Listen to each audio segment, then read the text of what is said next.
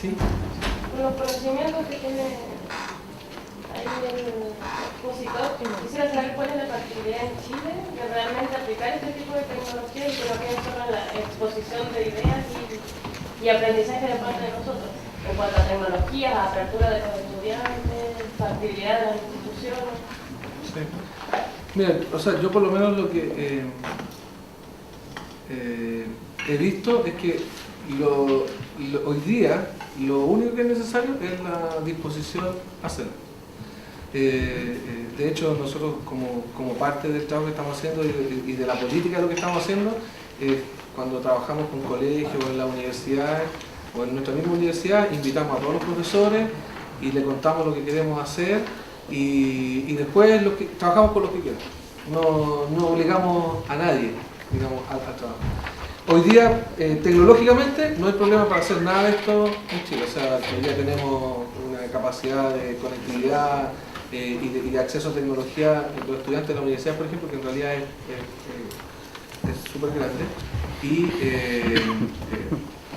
Y para todo lo que hay pagado, generalmente hay una opción cero costo. Por lo tanto, en realidad no hay mayores dificultades. Donde uno podría encontrar más dificultades es precisamente en los profesores, pero también en los estudiantes, digamos, pero que tienen más que ver con cuestiones culturales.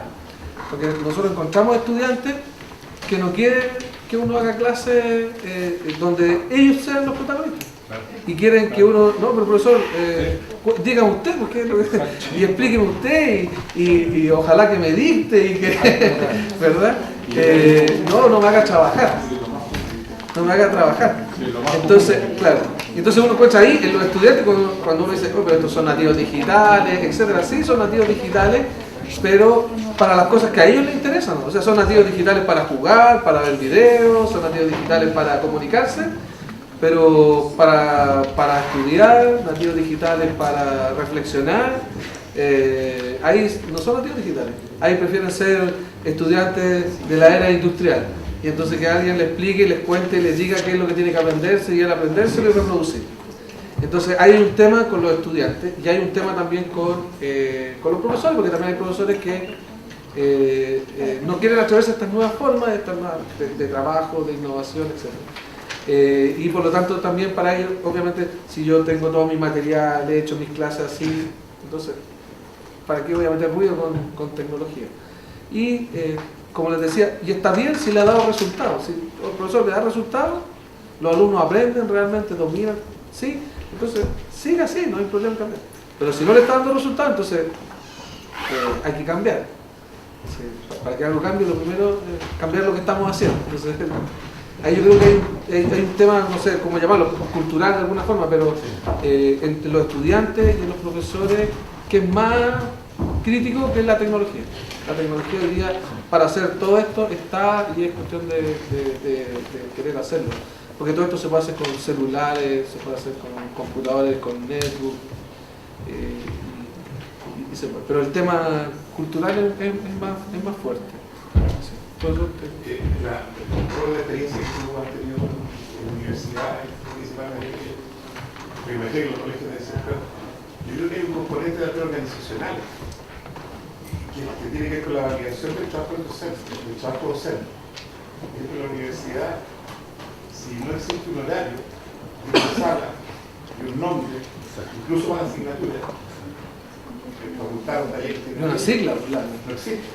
La sigla de la... No, pero el apellido profesor. Claro. No existe.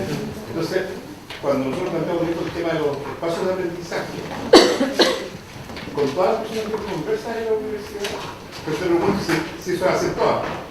La respuesta es que los espacios son las aulas. Entonces todos dicen, no, perfecto, vamos a la comunidad, hagamos reflexión, vamos afuera. Pero el curso tiene tantas horas y tiene tantas horas aulas. Entonces, el trabajo con las TIC supone un espacio, así lo hablaba la virtualidad, un espacio, llamémoslo así, material, líquido, disperso, que no se concentre igual que los espacios físicos. Porque un alumno puede estar trabajando sobre un curso que uno levante 3 horas. Lo que pasa es que no va a estar las mismas 3 horas que el otro, porque es asincrónico. Y el profesor también, porque el profesor también tiene que preparar ese material. No es solamente cuando va a hacer la casa. ¿Es el tiempo docente? ¿Qué ha ocurrido con eso? ¿Ha habido alguna experiencia en que eso se haya atacado de verdad? Mira, lo que tú dices es muy cierto. Y yo creo que es la primera barrera para que los profesores en la universidad no usen tecnología, porque tengo que seguir haciendo, o no usen las aulas virtuales. Muchas veces los docentes no usan el aula virtual de la universidad porque, aparte de hacer la clase, más encima tienen que preocuparse de revisar todo lo que pasa en el aula virtual. Y eso nadie lo reconoce, nadie lo valora. Entonces, hay unos estudios que establecen, y en ese sentido yo creo que lo que está haciendo la universidad con este programa está bien enfocado, ya porque hay unos estudios que dicen que cuando tú quieres efectivamente producir un cambio en el uso de la tecnología dentro de una unidad educativa, sea escuela, sea universidad, tienes que crear una masa crítica mínima para poder lograr eso. Porque un profesor que vaya a hacer un perfeccionamiento y que llegue con ideas nuevas, no va a producir ningún cambio, no va a lograr cambiar la visión del jefe de docencia de la escuela, del director de la escuela, del vicerrector, etc. Hay que crear una capacidad crítica mínima, con la cual se pueda empezar a movilizar esto. Y se pueda empezar a sensibilizar a todos los que efectivamente tienen que, ¿verdad?, generar estos espacios y empezar a reconocer todo este trabajo. Y en ese contexto, claro, generalmente las experiencias que uno ve hoy día en la universidad son individuales, no hay experiencias institucionales. Hay muchos programas, de hecho a mí me ha tocado trabajar con el Ministerio, con el MESESUB, etcétera, en distintas partes, y uno lo que aprecia es que cuando se habla de tecnología en los proyectos, ¿verdad?, es para comprar computadores, para mejorar la conectividad, etcétera.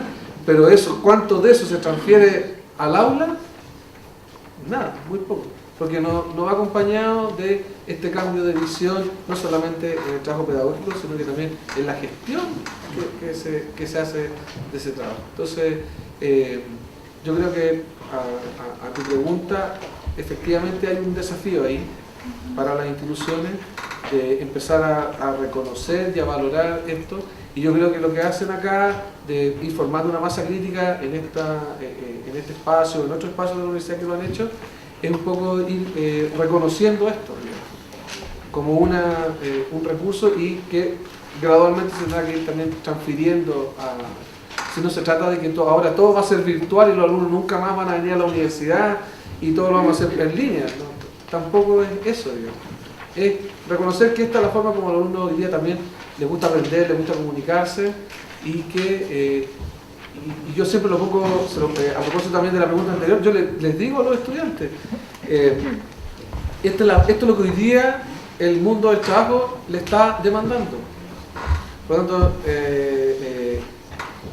esto es una forma también de prepararlos, ¿verdad?, en estas habilidades blandas para lo que va a ser su futura inserción laboral.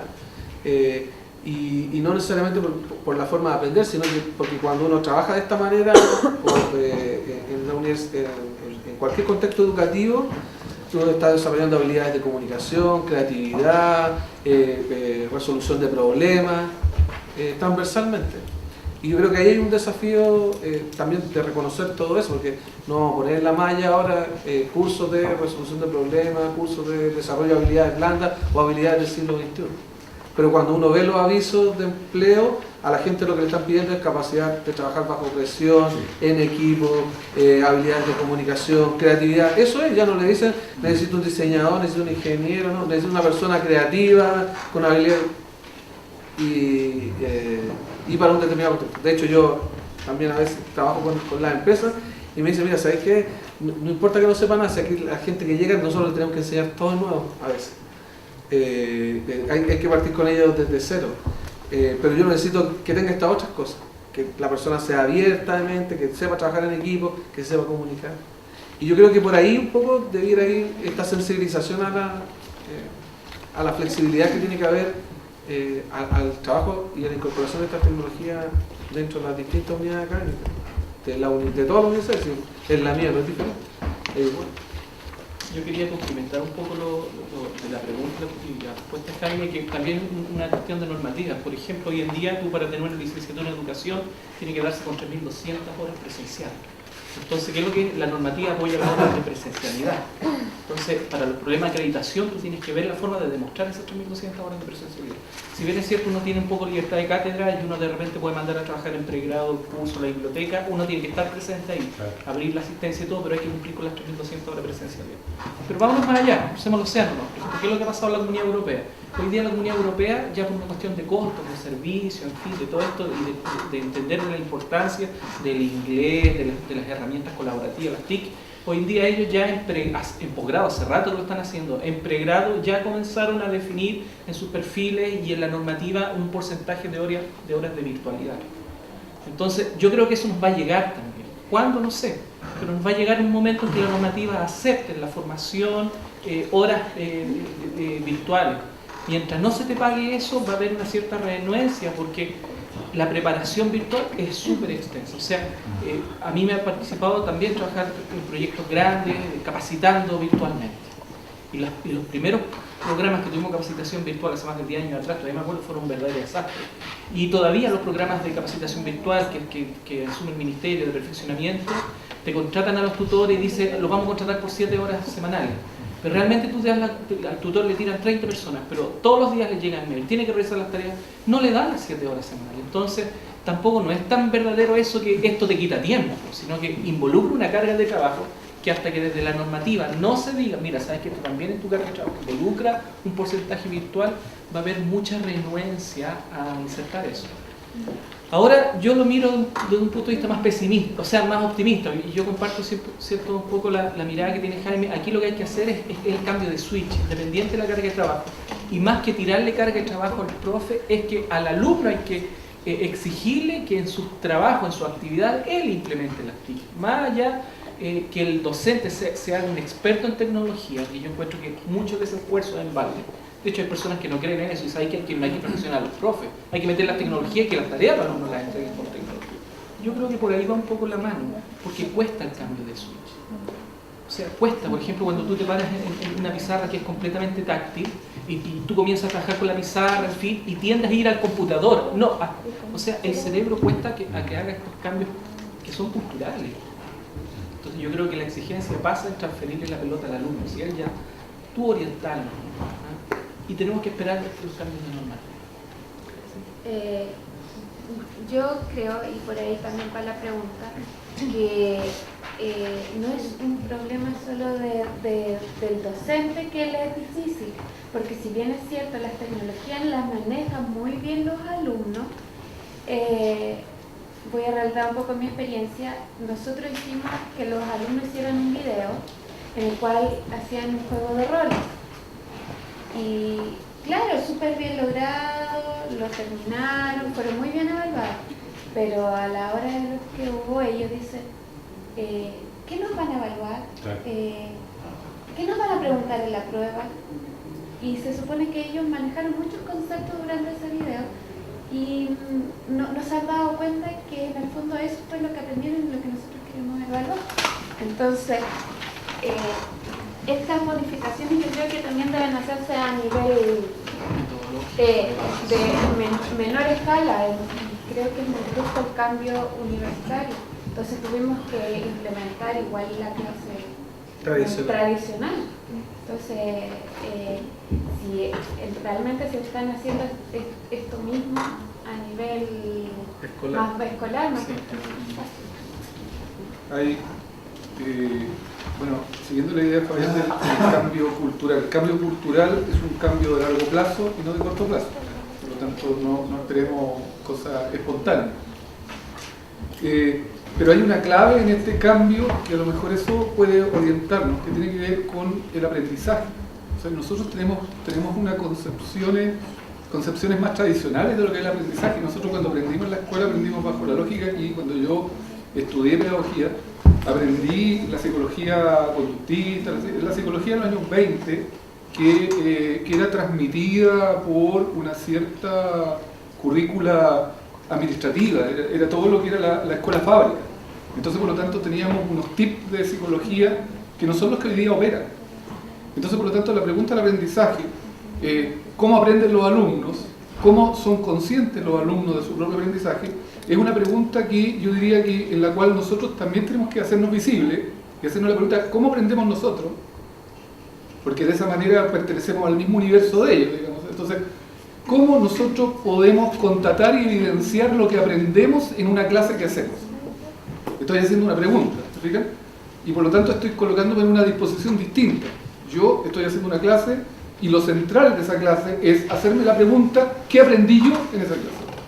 Por lo tanto, al hacerme la pregunta, puedo empezar con el bagaje, ¿no es cierto?, de conocimientos que tengo metodológico en elegir algún tipo de metodología de investigación que puedo incorporar, en donde no es la planificación de la clase lo central, sino que es mi investigación. Y ahí me integro en la clase, ¿no es cierto?, como un aprendiz más. Y esa es la clave del cambio cultural. O sea, yo como profesor soy un aprendiz. No soy alguien que sé y que transmite algo que sabe. Porque todo ese tema, como muy bien lo decías acá, cuando tú vas a la empresa te dicen, ¿sabe qué? Yo lo que necesito es que este cabro salude en la mañana, cuando llegue, ¿no es cierto? ¿Ah? Y que converse, ¿no es cierto? Y no que llegue, digamos, callado, se meta a su cuestión, ¿no es cierto? Y se meta a su Facebook, ¿ya? Y la productividad la vamos a conversar aquí entre todos, porque va cambiando, los modelos de productividad, van apareciendo nuevas formas, digamos, y por lo tanto, con esos elementos podemos trabajar. Entonces, yo creo que ahí hay un punto central en el aprendizaje. O sea, primero, entender que el aprendizaje nos cruza a todos y no solamente a los estudiantes. Por lo tanto, si yo tengo hoy día problemas que voy detectando, esos problemas son problemas de investigación, ¿o no? Ahí está el cambio cultural. O sea, o son problemas que me impiden, ¿no es cierto?, incorporar este sistema y estas modificaciones y cambiar la idea de escuela, o son problemas de investigación. Es decir, pasan a ser parte, ¿no es cierto?, del pool de mi agenda investigativa. Y va a aparecer algo interesante que no ocurre dentro de la docencia tradicional. Tiene valor el enseñar, tiene un valor investigativo, es decir, ya no existe una teoría de la enseñanza válida universal, sino que existen situaciones, acontecimientos pedagógicos que yo, como profesor, ¿no es cierto?, tengo que construir. Ese es un elemento. Sí. A propósito de lo que usted comentaba, de que si uno va a la empresa, ¿qué es lo que le piden? Yo soy portadora de un paradigma respecto a la formación en salud. Y incluso tal que yo lo mencioné hace poco en un curso donde estuve, donde la censuré por no asistir a las clases que yo había dado. Entonces, el tema que a mí me preocupa, ahora yo pienso en el área de salud porque es lo que yo conozco, por lo tanto no hago un juicio del resto. Pero ¿qué pasa con el aspecto valórico ético? ¿Por qué? Porque un poco lo que usted decía, cómo uno le enseña a los estudiantes del primer año de las carreras de cualquiera, las carreras de salud por las que uno se toca y que corresponde a nosotros participar, el tema del respeto al otro, el tema del trato, el tema de saludar al paciente, por ejemplo, el tema de vivenciar, por ejemplo, estudiar hoy en día.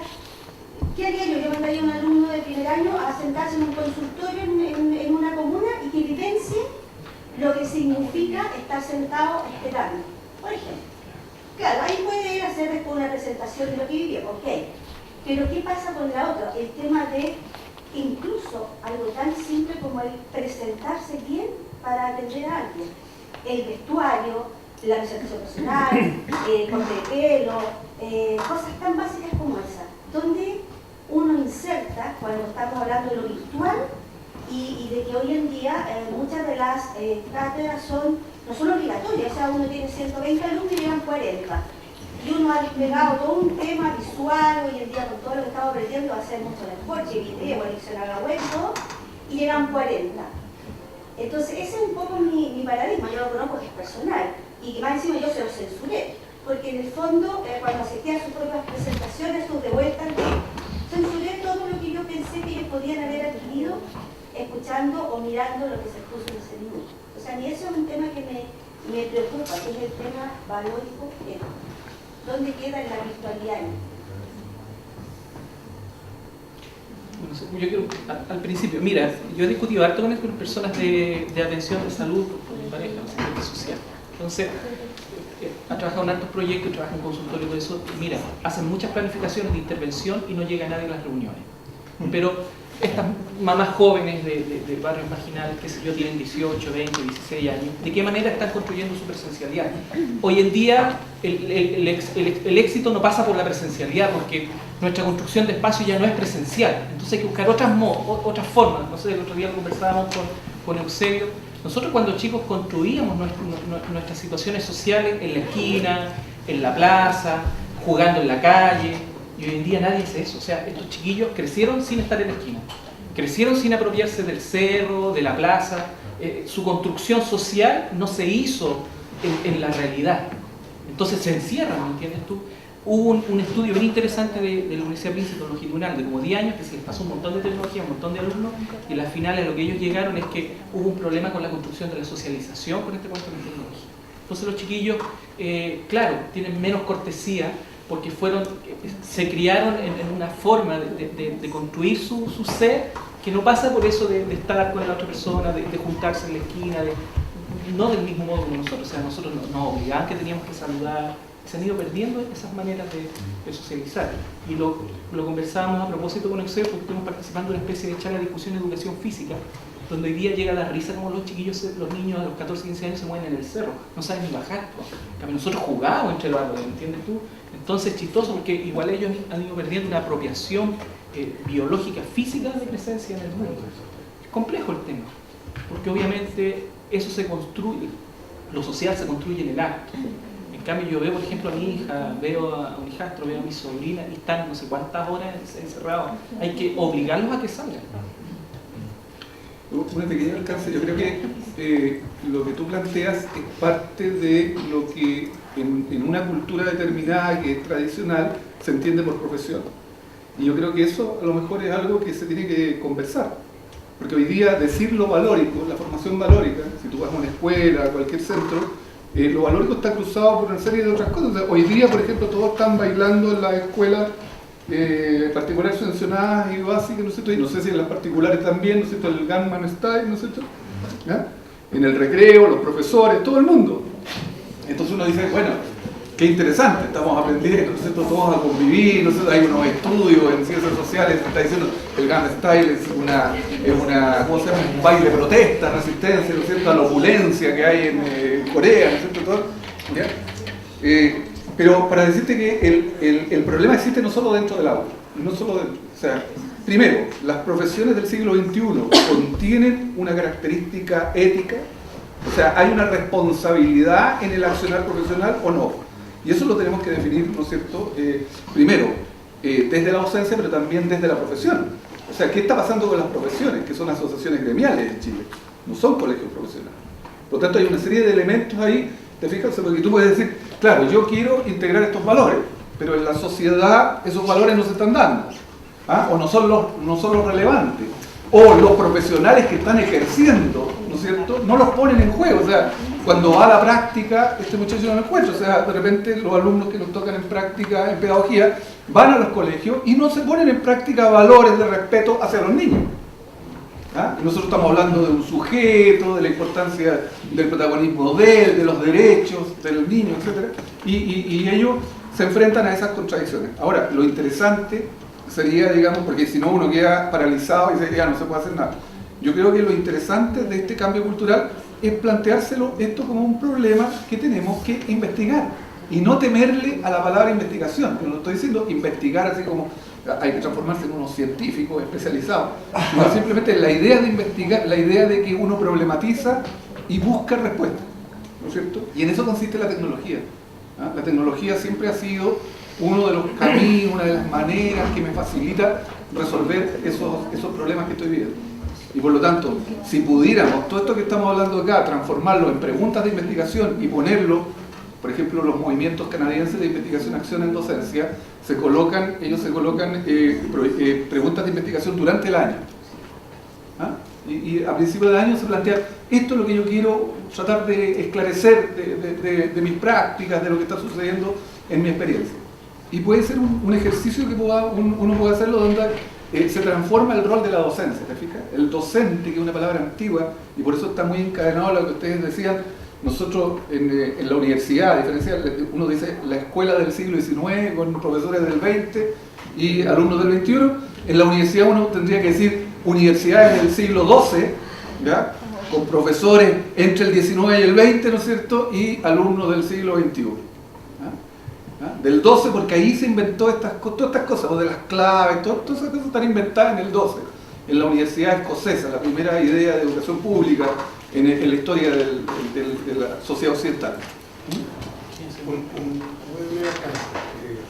Creo que soy cognitivo profesor y primero me parece súper bien el tema de investigación de acción. Yo creo que ese es un tema pendiente todavía.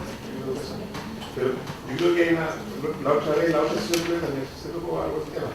Yo creo que el tema, una cosa es la reflexión sobre la profesión, y yo creo que siempre está, o sea, de hecho siempre ocurre. Los procesos de innovación curricular en esta universidad han sido complejos por eso, porque estamos todos en nuestros respectivos ámbitos frente a ese dilema. Pero yo creo que hay un tema más de fondo que no se debe tampoco esquivar, y es que, primero, nada es neutral. Como nada es neutral, ¿no es cierto? Bueno, es un paradigma también. Por supuesto que creo yo, digamos. Pero en ese paradigma yo sospecho que hay algunas ideas que son claves para el tema que estamos tocando. De la formación para la universidad. Primero que cuando una universidad es pública, precisamente el carácter de público no viene porque eres propietario de ella. De hecho, no es lo mismo universidad pública que universidad estatal. Eso lo digo porque hay gente cuando la gente de lo público está pensando en el tema de quién es el propietario, sino que más bien, cuando se habla de universidad pública, ¿no es cierto?, estamos entendiendo todos que se refiere a una institución que refleja lo que quiere ser esa sociedad. Y no hay otra universidad que los profesores de la universidad, así ha sido en la historia. Bueno, ya les voy a mostrar al respecto. Y eso entonces lleva a que un tema que no se ha discutido, porque no se ha discutido, se ha gustado mucho, y que con el tema de las competencias apareció fuertemente, es el concepto del trabajo. Porque cuando uno escucha hablar de las competencias, mucha gente se queda en la mirada, yo diría reduccionista de las competencias, que es ver empleo, formación, empleo. Y la verdad es que cuando estamos hablando, también las competencias pueden ser revisitadas y remiradas desde una mirada desde el trabajo y la formación, porque el trabajo no es lo mismo que el empleo. El empleo es cómo nosotros nos ocupamos y vendemos nuestra fuerza de trabajo, pero el trabajo es un valor. Tiene componentes éticos que tienen sentido social, o sea, nosotros no somos lo que somos. Yo creo que los que estamos en la Chile lo sabemos muy bien, no estamos en la Chile solo por un tema de lucas, o por tener un contrato. ¿No es cierto? Entonces, sobre todo las ocupaciones vocacionales, casi todas las ocupaciones vocacionales, y la organización es una de ellas, tienen esa característica. Y las TIC, ¿qué es lo interesante de las TIC? Que la TIC te obliga, por el ambiente que te genera, tal vez como nunca antes, porque antes había que juntarse en la plaza, ahora no hay que juntarse en la plaza. Pero es curioso, el negocio que más vende en el mundo relacionado con la informática, es el mundo de los libros, que se refiere, impresos, que se refiere a la informática. Una de las industrias.com o .com, si queremos decirle, que más vende es Amazon, que vende libros. ¿Qué quiero decir con esto? De que la red no es tampoco un tema terminal, es medial. Entonces, como es medial, dependerá mucho del sentido que le pongamos. Entonces, cuando estamos en una universidad pública tenemos una oportunidad única.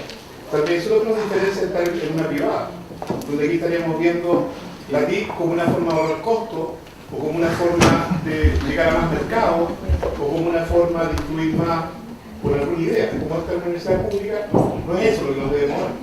Entonces, yo creo que esa es la distinción que uno debería tener con investigación, acción,